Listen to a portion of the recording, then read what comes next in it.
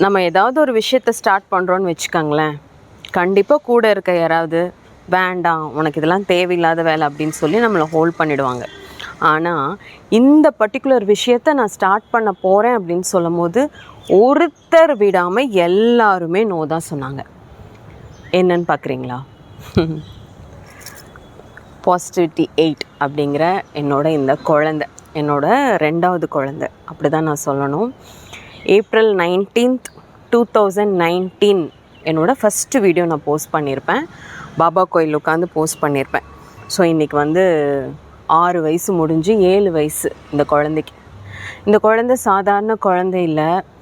அதாவது என்னோடய லைஃப்பில் இந்த சேனல் ஒரு பெரிய ஒரு டேர்னிங் பாயிண்ட் அப்படின்னு நான் ரொம்ப ஸ்ட்ராங்காக சொல்லுவேன். அதாவது என்னோடய க்ரோத், என்னோடய கிராஃபை வேறு லெவல் தூக்கிட்டு போச்சு. அது மட்டும் இல்லை, நான் நிறையா ஹர்டில்ஸ், பெயின், பேக் ஸ்டாப்ஸ் இது எல்லாத்தையும் நான் பார்த்தேன். துரோகங்கள், கஷ்டங்கள், அசிங்கங்கள், அவமானங்கள் இது எல்லாத்தையும் நான் பார்த்தேன்.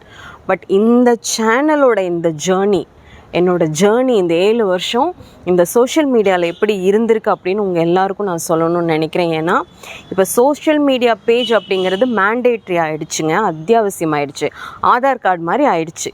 அப்போது உங்களுக்கு நான் சொல்லணும், ஒரு விமனாக இதில் நான் என்னெல்லாம் ஃபேஸ் பண்ணேன் அப்படிங்கிறது உங்களுக்கு நான் சொல்லணும். ஸோ அனைவருக்கும் வணக்கம். This is Jayanthi Vasu from Coimbatore. So அது ஒரு பத்திரிக்கை உங்களுக்கு வச்சிடுறேன். May 3 உங்களை நம்பி உங்களுக்காக உங்கள் எல்லாரையும் ஒன்று சேர்த்தி கல்பனா கல்யாண மண்டபம் கவுண்டம்பாளையத்தில் நம்ம ஜேஸ் கிராண்ட் எக்ஸ்போ பிரம்மாண்டமாக பண்ண போகிறோம். அதுக்கு சீஃப் கெஸ்ட்டாக நான் கட்டுறது சேனல் விக்னேஸ்வரி அம்மா வராங்க. நம்ம டெய்லர் ப்ரோ வராரு. டெய்லர் ப்ரோ ஒரு சூப்பரான ஆஃபர் ஒன்று கொடுத்துருக்காரு. ஸோ அங்கே எக்ஸ்போக்கு நேரடியாக வரவங்களுக்கு வெறும் ₹1 ஃபேஷன் டிசைனிங் கோர்ஸ் கற்றுக் கொடுக்குறாரு. அந்த கோர்ஸில் சிலபஸ் அதெல்லாமே நீங்கள் நேராக டீட்டெயிலாக கேட்டுக்கலாம். ஜாய் கிறிசல்டா வராங்க, ஆறுவிட்ட ஆர்த்தி வராங்க. ஸோ இந்த மாதிரி நிறைய பேர் வராங்க. ஸோ நீங்கள் எல்லோரும் கண்டிப்பாக வரணும், எக்ஸ்போவை நல்லபடியாக நடத்தி கொடுக்கணும். ஓகே. ஸோ இந்த சேனலோட ஜேர்னி எங்கே ஆரம்பிச்சது பாசிட்டிவிட்டி 8 அப்படின்னு பார்த்தீங்கன்னா 2019 நம்மளோட லைஃப்பில் எல்லாருக்குமே அந்த குட் டைம் பேட் டைம்னு வரும் இல்லையா? அதில் பார்த்தீங்கன்னா என்னோடய பேட் டைம் பார்த்தீங்கன்னா அப்போ தான். ஸோ அந்த பேட் டைமில் என்ன ஆகுது அப்படின்னா சிக்கன் குனியானால நான் அஃபெக்ட் ஆகிறேன்.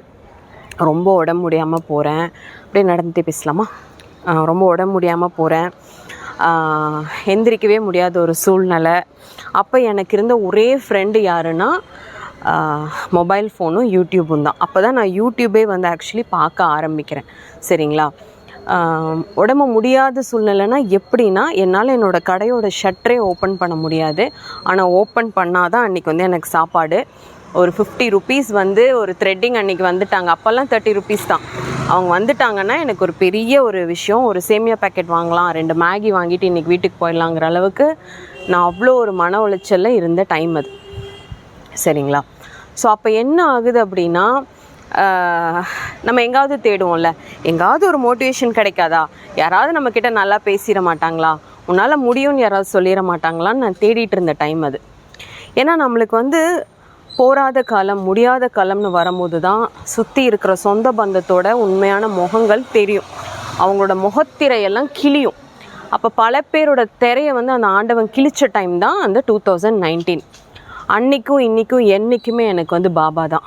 நம்ம பாபா தான் நான் இன்றைக்கி இவ்வளோ நல்லா இருக்கேன், நான் சூப்பராக சுபிக்ஷமாக இருக்கேன், உண்மையாக எனக்கு எந்த குறையும் இல்லை, நான் அவ்வளோ நல்லா இருக்கேன், நிறைய பேருக்கு நல்லது செய்கிற இடத்துல அந்த பாபா என்னை வச்சுட்டார்.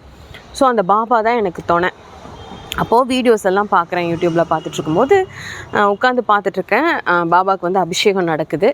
அந்த நேரத்தில் ஒரு சடனாக ஒரு ஆசை, நம்மையும் ஒரு சேனல் தொடங்கக்கூடாது அப்படின்னு சொல்லிட்டு பாபாவோட அபிஷேகத்தை எடுத்து போடுறேன். நீங்கள் என்னோடய சேனலோட ஃபஸ்ட்டு வீடியோ இப்போ கீழே போய் பார்த்தீங்கன்னா நான் சொல்லக்கூடிய உண்மை உங்களுக்கு புரியும். அப்போது பாபாவோட அபிஷேகத்தை போடுறேன். என்ன பேர் வைக்கலாம் அப்படிங்கிறது இப்போ யோசிக்கும்போது இந்த டேட்டு நான் 2017 போட்டேங்க. பாசிட்டிவிட்டி இந்த வேர்டில் எனக்கு நம்பிக்கை ஜாஸ்தி. நல்லது நினச்சிங்கன்னா நல்லது மட்டுமே நடக்கும். நீங்கள் நல்ல வார்த்தைகள் பேசுனீங்கன்னா நல்லது மட்டுமே நடக்கும். இதுதான் இந்த வேர்டோட ஒரு கான்செப்ட். ரொம்ப பவர்ஃபுல்லான வேர்டு இது. அப்போது பாசிட்டிவிட்டின்னு போட்டுட்டேன். இப்போ ஒரு மாதிரி இன்கம்ப்ளீட்டாக இருக்குது அப்படின்னு சொல்லிட்டு எனக்கு என்னோடய பர்த் டேட் 8 அக்டோபர் 8 என்னோடய பர்த் டேட். எனக்கு எல்லாமே 8ல் தான் அமையும். அப்போ 8ன்னு வச்சு இப்படி ஆரம்பித்தாச்சு. பட் அதுக்கு முன்னாடி சில பல சம்பவங்கள் நம்மளை டியூன் பண்ணியிருக்கோம். நீயும் சோஷியல் மீடியாவில் ஒரு ஆளாக வரணும் அப்படிங்கிறது. அப்போது கணுவாயில் பியூட்டி பார்லர் நான் ரன் பண்ணிகிட்ருக்கேன். அப்போ நம்ம கடையோட ஷூட்டுக்காக ஒரு யூடியூபரை நான் கூப்பிட்றேன். அந்த யூடியூபரை இன்றைக்கில் என்றைக்குமே நான் தப்பு சொல்ல மாட்டேன். நம்மளுக்கு நம்ம லைஃப்பில் நம்ம ஒரு நல்லது செய்கிறதுக்காக நம்மளை ஒருத்தங்க கஷ்டப்படுத்தியிருக்காங்கன்னா அவங்கள நம்ம நல்லவங்களாக தான் பார்க்கணும். ஸோ அவங்க வீடியோலாம் எடுத்துட்டாங்க. அவங்க எந்த தப்பும் பண்ணலை. பட் எனக்குள்ளே இருந்த ஒரு ஸ்பார்க்கை க்ரியேட் பண்ணி விட்டாங்க. என்னென்னா, ஒரு ப்ரைடல் மேக்கப் ஷூட் நான் பண்ணுறேன். ஒரு மாடலை வச்சு நம்ம எடுக்கிறோம். ரொம்ப நல்லா வந்தது. அவங்க சேனலில் போஸ்ட் பண்ணாங்க. நல்ல ரீச் போச்சு. அந்த தம்ப்நெயிலில் 2 ஃபோட்டோ போடுறாங்க. அந்த மாடலோட பிஃபோர் ஆஃப்டர் ஃபோட்டோ போடுறாங்க. அப்போ நான் அவங்கள ரெக்வஸ்ட் பண்ணி கேட்குறேன், நான் மேக்கப் பண்ணுற மாதிரி ஒரு பிக்சர் போடுங்க சிஸ்டர் அப்படின்னு சொல்லிட்டு. அப்போ சொன்னால் இல்லைங்க வேணாம், அவ்வளோ நல்லா இருக்காது. அப்போ அவங்க இன்டைரக்டாக சொன்ன மீனிங் என்னென்னா, நீங்கள் அவ்வளோ ஃபெமிலியர் கிடையாது, ஸோ உங்கள் ஃபோட்டோ போடுறதுனால அது பெருசாக ரீச் வராதுங்கிற மாதிரி அவங்க மீன் பண்ணாங்க. அது எனக்கு புரிஞ்சுது. ஆனால் இன்றைக்கி என்னோடய சேனல், என்னோடய பிஸ்னஸ், என்னோடய ஆஃபீஸ், என்னோடய ப்ராடக்ட்ஸ், நான் நடத்த போகிற எக்ஸ்போ வரைக்குமே நான் தான் லோகோ, என்னோடய முகம்தான் லோகோ. எல்லா இடத்துலையுமே இந்த ஜேர்னியை எடுத்துக்கிட்டிங்கன்னா, இந்த யூடியூபோட ஜேர்னி எடுத்துக்கிட்டிங்கன்னா, என் ப்ராடக்ட்ஸை யார்கிட்டையும் கொடுத்து நான் கொலாப் கேட்டதில்லை. நான் என்னோடய வீடியோஸ்க்கோ என்னோடய சேனல்ஸ்க்கோ யார்கிட்டையும் நான் கொலாப் போனதும் இல்லை. இன்றைக்கி வரைக்குமே அதெல்லாம் நடந்ததில்லை. பட் இதில் நீங்கள் ஒன்று ஸ்ட்ராங்காக, ஏன்னா என்னை பற்றியே நான் பேசிகிட்ருக்கேன் அப்படின்னா, உங்களுக்கு இதில் ஏதாவது ஒன்று உங்கள் மனசுக்கு படும். பட் உங்களுக்கு நான் ஒரு விஷயம் சொல்கிறேன். அப்படி சிக்கன் குனியால் எஃபெக்ட் ஆகி ஒரு ட்ரைபாட்னு ஒன்று இருக்குது, ஃபோனை எப்படி வச்சு எடுக்கணும், முகத்தை காட்டுற கான்ஃபிடென்ஸ் இல்லாமல் இருந்த ஜெயந்தினால் இன்றைக்கி அட்லீஸ்ட் இந்த ஒரு இடத்துக்கு வர முடியுதுன்னா, ஏன் உங்களால் வர முடியாது? நான் ஃபேஸ் பண்ணாத இஷ்யூஸா, நான் ஃபேஸ் பண்ணாத நெகட்டிவிட்டியா, நான் ஃபேஸ் பண்ணாத பழிப்பாவங்களா, அப்நார்மல் லெவல் நான் ஃபேஸ் பண்ணேன்.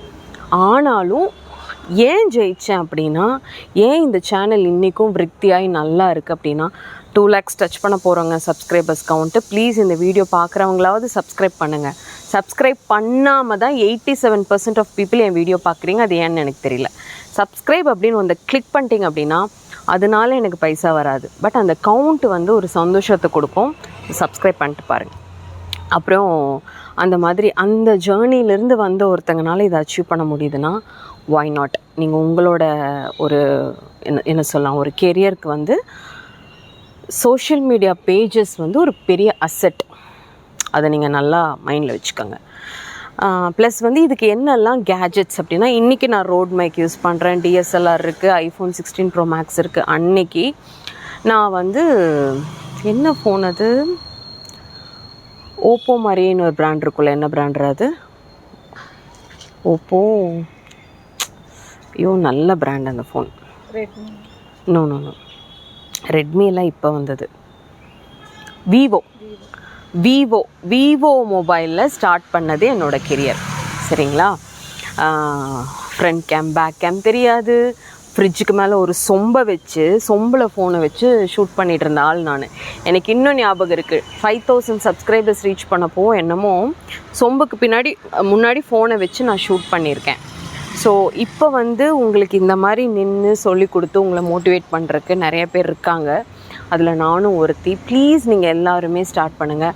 ஃபஸ்ட்டு இந்த நீங்கள் எது பண்ணாலும் சரி, அது சோஷியல் மீடியா பேஜ்னு இல்லை, எது பண்ணாலுமே நம்மளை பண்ண விடாமல் தடுக்கிறதுக்குன்னு ஒரு சக்தி வேலை செஞ்சிட்ருக்கோம். இந்த யூனிவர்ஸ்லேயே அப்படி ஒரு பவர் இருக்குது. ஏதாவது ஒரு நல்ல விஷயம் பண்ண போகிறீங்கன்னா தடங்களாகும். கவனிச்சிருக்கீங்களா? ஸோ அந்த மாதிரி தடங்கள் கூட இருக்கவங்க நிறையா கொடுப்பாங்க. உனக்கு எதுக்கு இந்த வேலை? அதுவும் சோஷியல் மீடியானா சொல்லவே வேண்டாம்.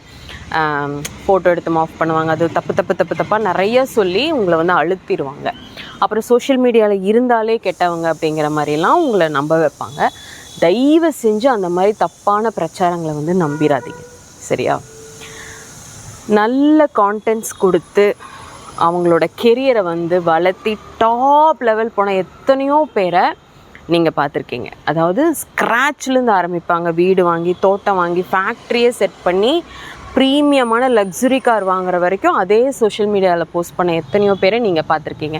இவங்கனாலெல்லாம் முடியுது அப்படின்னா, என்னாலெல்லாம் முடியுது அப்படின்னா உங்களால் ஏன் முடியாது? இது ஏன் நான் சொல்கிறேன்னா, நிறைய பேர் யூடியூப் சேனல் ஸ்டார்ட் பண்ணிங்க. எனக்கே தெரியும். என்னோடய சப்ஸ்கிரைபர்ஸே நிறைய பேர் ஸ்டார்ட் பண்ணிங்க. எங்கே நீங்கள் தோற்று போய்டுறீங்க அப்படின்னா, கன்சிஸ்டன்சி இல்லாதனால தான். எந்த ஒரு விஷயத்த செஞ்சாலுமே கன்சிஸ்டண்ட்டாக பண்ணணுங்க. நீங்கள் 2 நாள் வாக்கிங் போய்ட்டு அப்படியே விட்டுட்டிங்கன்னா அதில் பெருசாக ஒன்றும் யூஸ் இருக்காது. ஜிம் அப்படி தான், ஃபுட் அப்படி தான். அப்போ இந்த சேனல் யோசிச்சு பாருங்கள், டெமோகிராஃபிஸ்னு ஒன்று இருக்குது சரிங்களா. யூடியூப்பில் வந்து இன்சைட்ஸ் அந்த ஸ்ப்ரெட்டிங் வந்து நீங்கள் கன்சிஸ்டண்ட்டாக பண்ணும்போது ஒரு வீடியோ கிளிக் ஆயிடுச்சுன்னு வச்சுக்கோங்களேன், அப்புறம் நீங்களே மோட்டிவேட் ஆகிடுவீங்க. சடனாக ஒரு வீடியோ கிளிக் ஆகும். எனக்கு அப்படி எங்கள் வீட்டில் சும்மா முன்னாடி இருக்க செடிங்க, அப்போல்லாம் என் ஃபேஸே காமிக்க மாட்டேன், செடிங்களை காமிச்சு போட்டேன், அந்த வீடியோ வந்து கிளிக் ஆச்சு. நீங்கள் எந்த கான்டென்ட் போடுறீங்க, அந்த கான்டென்ட்டை வந்து எவ்வளோ ஜனங்க விரும்புகிறாங்க அப்படிங்கிறத பார்த்து நீங்கள் பிடிச்சிக்கணும். ஓகே, இதுதான் நம்மளோட சேனலோட கான்டென்ட். எல்லோரும் எல்லாமே வந்து கான்டென்ட்டாக எடுத்து பண்ணக்கூடாது, பண்ண முடியாது. ஸோ உங்களோட கான்டென்ட் எது அப்படின்னு சொல்லி பாருங்கள். நான் என்னோடய கான்டென்ட் இது தான் அப்படின்னு டிஸ்கவர் பண்ணுறக்கே எனக்கு 2 இயர்ஸ் ஆயிடுச்சு. நீங்கள் எல்லோரும் எதை விரும்புனீங்க அப்படின்னா, நான் பேசணும், நான் வந்து உங்களை மோட்டிவேட் பண்ணணும், நான் பேசணும். ஸோ இது எல்லாருக்குமான ஒரு வீடியோ. இது வந்து சோஷியல் மீடியா பேஜஸை பற்றி மட்டும் நான் சொல்லலை, இது எல்லாருக்குமான ஒரு வீடியோ. எனக்கு வந்து நீங்கள் எல்லாருமே உங்களோட பிஸ்னஸ் பேஜை சோஷியல் மீடியாவில் ஸ்ட்ராங்காக க்ரியேட் பண்ணணும். And of course Instagram. So Instagram இப்போல்லாம் என்ன பிஸ்னஸ், இப்போ என்கிட்ட ஸ்டால் புக் பண்ண வந்தவங்ககிட்ட நானே கேட்குறேன், உங்களோட சோஷியல் மீடியா பேஜை ஷேர் பண்ணுங்கள் அப்படின்னு சொல்லி நானே கேட்குறேன். ஏன்னா அதில் தான் லிஸ்ட் ஆகிருக்கும், அதில் தான் நம்ம 1 ஸ்ட்ரோக்கில் பார்க்க முடியும்.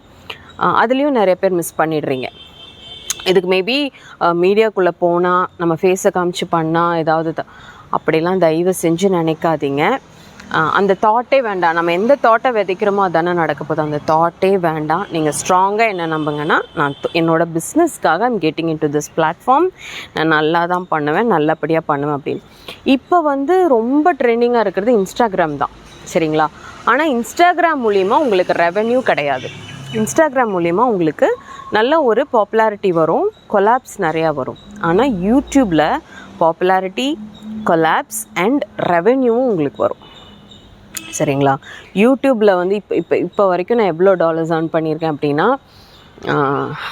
நல்லாவே கோயம்புத்தூரில் வந்து நல்லா ப்ரைம் லொக்கேஷன்லேயே ஒரு இடத்த வாங்கலாம். அந்த அளவுக்கு வந்து எனக்கு யூடியூப்லேருந்து டாலர்ஸ் வந்திருக்கு. இப்போ நான் ஒரு பிரேக்கே எடுக்கிறேன்னு வச்சுக்கோங்களேன், அந்த வேர்ட் நான் சொல்ல வேண்டாம்னு பார்க்குறேன். ஒரு பிரேக்கே எடுக்கிறேன், ஆனாலும் என்னோடய பழைய வீடியோஸ் ஓடிட்டே தான் இருக்குது. அது மூலிமா எனக்கு டாலர்ஸ் வந்து கரெக்டாக மாதம் வந்துக்கிட்டே தான் இருக்கும். ஸோ அது வந்து நீங்கள் கன்சிஸ்டண்ட்டாக பண்ணுறீங்கன்னா, நீங்கள் இமேஜின் பண்ண முடியாத அளவுக்கு உங்களுக்கு நல்லாவே ஒரு ரெவென்யூ வரும். இன்வெஸ்ட்மெண்ட் என்ன, உங்கள் மூலதனம். நம்ம ஒரு கடையை வச்சு இன்டீரியர் பண்ணி வாடகை கொடுத்து அதுலேருந்து நம்மளுக்கு ஒரு ரெவென்யூ வர்றதுக்கும், டெய்லி உங்களோட அப்டேட்ஸை நீங்கள் காட்டி, அக்கா என்னக்கா இப்படி சொல்கிறீங்க, ரெவென்யூவே வராது, ஜீரோங்கிற மாதிரிலாம் சொல்கிறாங்க. அது வந்து ஷார்ட்ஸை சொல்லுவாங்க. ஷார்ட்ஸ் மட்டுமே போடுறவங்களுக்கு ரெவென்யூஸ் அதிகமாக வராது.